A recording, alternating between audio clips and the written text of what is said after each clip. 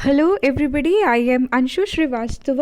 Through this video मैं आपकी help करूंगी इन अंडरस्टैंडिंग आरएनए एसे। इसके प्रीवियस वाले वीडियो में हमने डीएनए एसे डिस्कस किया था। अगर आपने वो नहीं देखा है तो पहले just cover that video and then in this video we are going to cover RNA assay topic.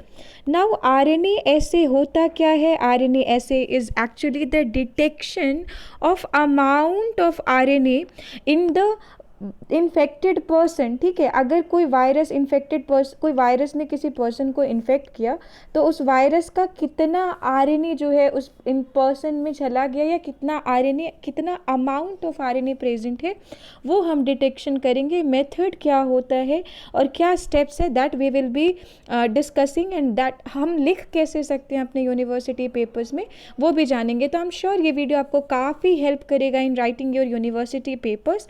हमने प्रीवियस वीडियो में कवर किया था कि डीएनए ऐसे होता क्या है, टेक्निक्स बात करी, फ्लोरेसेंस फार्मूला देखा था। वो सब कुछ मेंशन करने के बाद आपको फाइनली आरएनए ऐसे मेंशन करना होता है। आरएनए ऐसे का प्रोसेस जो है वो थोड़ा डिफरेंट होगा डीएनए ऐसे से। तो स्टेप ऑफ प्रोसीजर है, there are certain steps by following which हम क्या कर सकते हैं, कैलकुलेट कर सकते हैं कि कितना आरएनए अमाउंट है। ठीक है, तो दो मेथड्स होते हैं, आप ध्यान रखोगे।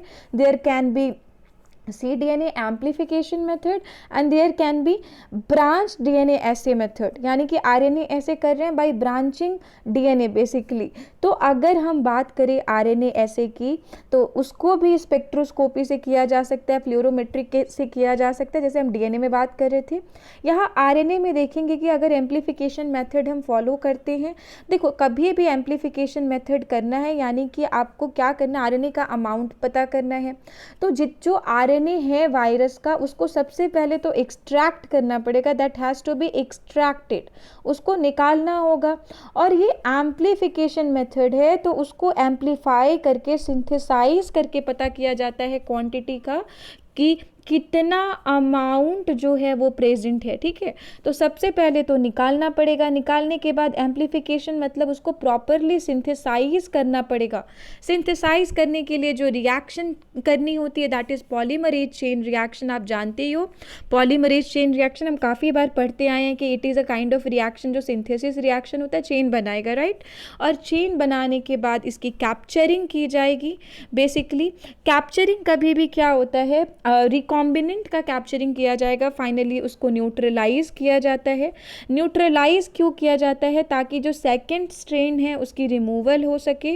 एंड फाइनली रिमूवल के बाद जो प्रोब आ जाते हैं उनको वॉश कर देना होता है, तभी तो हम, हाँ, कभी भी जो हम एक्सट्रैक्शन लेंगे ना सैंपल से, कभी भी अगर सैंपल लिया जा रहा है डीएनए आरएनए का, तो आप हमेशा वो ऐसा नहीं है कि अगर हमने वॉश किया तो उसमें इथेनॉल कुछ अमाउंट रह गया या कोई केमिकल कुछ अमाउंट रह गया तो उससे हमको एग्जैक्ट वैल्यू नहीं पता चल पाएगा। ठीक है, उससे हमें उससे हमें एक्यूरेसी हमारी लो हो सकती है। तो इसलिए हमें proper stain free, proper chemical free type का हमको वो एक्सट्रैक्ट लेना होगा बेसिकली। तो वॉशिंग करते हैं, वॉशिंग करने के बाद फाइनली डिटेक्शन किया जा सकता है। आप जान लो जितना आरएनए, आप एकदम ध्यान रखिए, जितना आरएनए का अमाउंट ज़्यादा आएगा किसी वायरस के आरएनए अमाउंट इन पर्सन, इसका मतलब कि पर्सन बहुत ज़्यादा अफेक्टेड हो गया है, the person is very deadly affected. और जितना कम आएगा इसका मतलब है कि अभी ग्रोइंग स्टेज में वायरस है, मेडिकेशन से या फिर प्रॉपर ट्रीटमेंट से ठीक किया जा सकता है। तो ये पता लगाया जाता है बेसिकली कि क्या अमाउंट ऑफ आरएनए या डीएनए है इन the infected person. Finally counting करी जाती है, अप टू 24 आवर्स के लिए छोड़ दिया जाता है ताकि प्रॉपर काउंटिंग करी जा सके।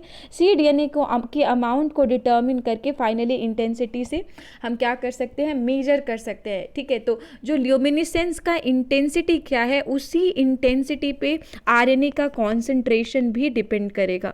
तो आपको करना क्या है इस क्वेश्चन में, आपको सिंपली आरएनए ऐसे होता क्या है उसके बारे में, आप आरएनए ऐसे क्या होता है ये इंट्रोडक्शन लिखना है। उसके बाद आप इंट्रोडक्शन के बाद पर्पस लिख रहे थे कि क्यों कर रहे हैं हम लोग, सीवियरिटी वगैरह पता करने की, मेथड्स लिखेंगे। मेथड्स को इन पॉइंट में अभी आपके सामने जो मैंने डिस्कस किया, आप अपने लैंग्वेज में बड़े आसानी से लिख सकते हो 5-6 पॉइंट्स, और इनको शॉर्ट में निपटाएंगे, शॉर्ट में मेंशन कर देंगे। फाइनली हम एप्लीकेशंस लिखेंगे, ठीक है। तो एक तो मेथड हो गया cDNA एप्लीकेशन मेथड। दूसरा मेथड जो होता है दैट इज़ RNA ऐसे बाय ब्रांच DNA। अब ब्रांच DNA में सबसे पहले इमोबिलाइजेशन करी जाएगी टारगेट RNA की। RNA को एक सॉलिड सपोर्ट किया जाता है, उसको इंक्यूबेट किया जाएगा कुछ टाइम तक कि वो RNA जो है वो प्रॉपरली उस पर क्या हो सके, क्लब्स कर सके, प्रॉपरली उस पर अटैच हो सके, ठीक है। फाइनली उसको अनबाउंड करते हैं वॉशिंग करके। वॉशिंग करने के बाद, अनबाउंडिंग करने के बाद हम डिटेक्शन कर सकते हैं बड़े आराम से अल्कलाइन फॉस्फेटेज एंजाइम की हेल्प से, और हमको अंततः लास्ट में पता चल जाता है कि RNA का अमाउंट कितना आ गया है किसी इन्फेक्टेड पर्सन में। तो 2 मेथड्स है RNA ऐसे के। RNA ऐसे का इंट्रोडक्शन लिखने के बाद आप RNA ऐसे के बारे में पर्पस लिखने के बाद आप मेथड्स लिख रहे थे RNA ऐसे का। तो RNA ऐसे में आप पहले एम्प्लीफिकेशन मेथड बता दोगे अच्छे से कि कैसे सिंथेसाइज कर सकते हैं। दूसरा आप ब्रांच DNA ऐसे मेथड बता सकते हो, और उसके बाद इन दोनों को बताने के बाद आपको अमाउंट पता चल जाता है, डॉक्टर्स को वो खुश हो जाते हैं कि अच्छा ये अमाउंट है, अब हम क्योर कर सकते हैं डिजीज़ को, राइट। या फिर ये मेडिकेशन कर सकते हैं, ये ट्रीटमेंट कर सकते हैं, वैक्सीन सेफ्टी के लिए, इन सभी चीज़ों के लिए it is very very helpful. काफ़ी चीज़ें मैंने लास्ट वीडियो में डिस्कस करी हुई हैं, तो वहाँ से आपको इन्फॉर्मेशन ऑलरेडी मिल चुका होगा। और सबसे एंड में हम मेंशन करेंगे सिग्निफिकेंस, सबसे एंड में हम मेंशन करेंगे एप्लीकेशन। तो बहुत ज़्यादा, बहुत वाइड एप्लीकेशन है। एक्सटेंट ऑफ इन्फेक्शन पता चल सकता है कि डेडली डिजीज़ है, कितना इन्फेक्टेड है पर्सन।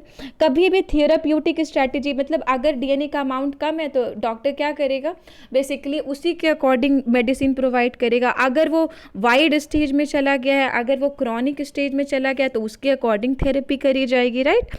तो ये क्वांटिटी से आप देखो कितनी मदद मिल रही है। हम फील कर पा रहे हैं कि अगर हमें DNA और RNA का क्वांटिटी पता चल जाता है तो it can very much be helpful in quantification, can be very much helpful in therapeutic effect.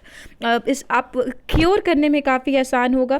Prediction किया जा सकता है कि जो भी इंटरफेरेंस दिए जाते हैं वायरस से बचने के लिए, उसको कैसे प्रॉपरली बॉडी में क्या किया जाए, क्योर किया जाए, राइट। और ट्रांसजेनिक ट्रांसफॉर्मेशन प्रोसेसेस में भी काफ़ी हेल्पफुल है।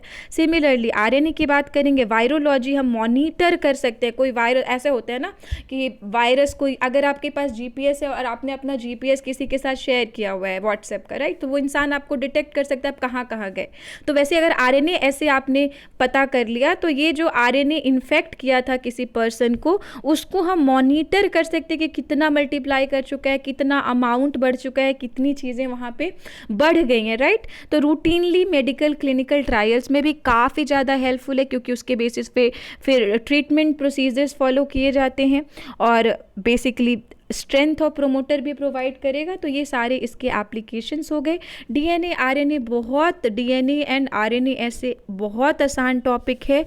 आप इंट्रोडक्शन मेंशन कीजिए, आप गोल मेंशन कीजिए, आप पर्पस मेंशन कीजिए बेसिकली कि क्यों किया जा रहा है। फिर आप उसके पर्पस मेंशन करते आप मेथड्स पे आ जाइए। आप मेथड्स में DNA का दोनों मेथड एक्सप्लेन करिए, आप RNA का दोनों मेथड एक्सप्लेन करिए, और फाइनली बताइए कि how this is very very much useful. So this is the whole lot of slide. ये मैं अपने टेलीग्राम चैनल पे भेज दूंगी, आप वहाँ पे जाके डाउनलोड कर सकते हो। यहाँ हमने देखो ये डॉक्टर पता लगाना चाह रहा था और लास्ट में ये खुश है कि चलो पता लग गया, अब इसके अकॉर्डिंग क्लिनिकल सिग्निफिकेंसेस या ट्रीटमेंट प्रोसीजर्स फॉलो कर सकते हैं। तो आप ये मेंशन करोगे, आप DNA RNA का डायग्राम चाहो तो बना सकते हो, आप स्किप भी कर सकते हो, राइट। पर्पस मेंशन करेंगे, ये एक फ्लो चार्ट शो करेंगे कि कैसे हमने DNA में ये यूज़ किया था, absorbance and fluorescence. Finally method mention करेंगे, DNA ऐसे का spectrophotometry and fluorescence method. Last video में मैंने ये डिस्कस किया हुआ है, अगर आपने नहीं देखा आप जाके वहाँ पे से सीख सकते हो। फिर उसके बाद हम लोग ये प्रॉपर एक फ्लो चार्ट शो कर सकते हैं जो हमने स्टेप्स लिखा, और उसके बाद फाइनली आप डिस्क्रिप्शन लिख देंगे। यहाँ पे मैंने काफ़ी डिस्क्रिप्शन इंक्लूड नहीं किया है, ये कई बहुत ज़्यादा पॉइंट्स है, आप इसको अपने लैंग्वेज में बड़े आसानी से एक्सप्लेन करके लिख सकते हैं। फाइनली हम लोग बताएंगे कि हाँ चलो ये रहा स्पेक्ट्रोफोटोमीटर और डिटेक्शन तो हो गई है, बल्ले बल्ले सक्सेसफुल है, यानी कि पता चल गया और ये खुश हैं। और these are the useful of DNA ऐसे एंड आरएनए ऐसे। एक चीज़ जो मैं फोकस करूँगी वो ये है कि जब आप मेथड्स लिखें, जब आप ये प्रोसीजर लिखें, तो ये फार्मूला आप ज़रूर लिखेंगे कि आखिर किस फार्मूले से एब्जॉर्बेंस जो है is directly proportional to concentration. तो absorbance is equals to ELC, molar coefficient into path length into concentration. तो ये फार्मूला आप ज़रूर मेंशन करना कि इस फार्मूले से हमें पता चला कि हाँ इतना डीएनए आया। सो आई होप इस वीडियो से आपको काफ़ी ज़्यादा हेल्प मिला होगा in understanding DNA and RNA ऐसे। हम एग्ज़ाम में अब जाएंगे तो बहुत कॉन्फिडेंटली जाएंगे, और मैं हूँ आप लोगों के साथ in your examination preparation. So don't worry, I will keep helping you all. आप भी अच्छे से तैयारी करते रहिए और हंसी खुशी पेपर लिख के आइए। So the keep learning everybody, keep taking care, ख्याल रखिए, and we'll keep posting video. Thank you everybody, keep learning everyone. Thank you everybody.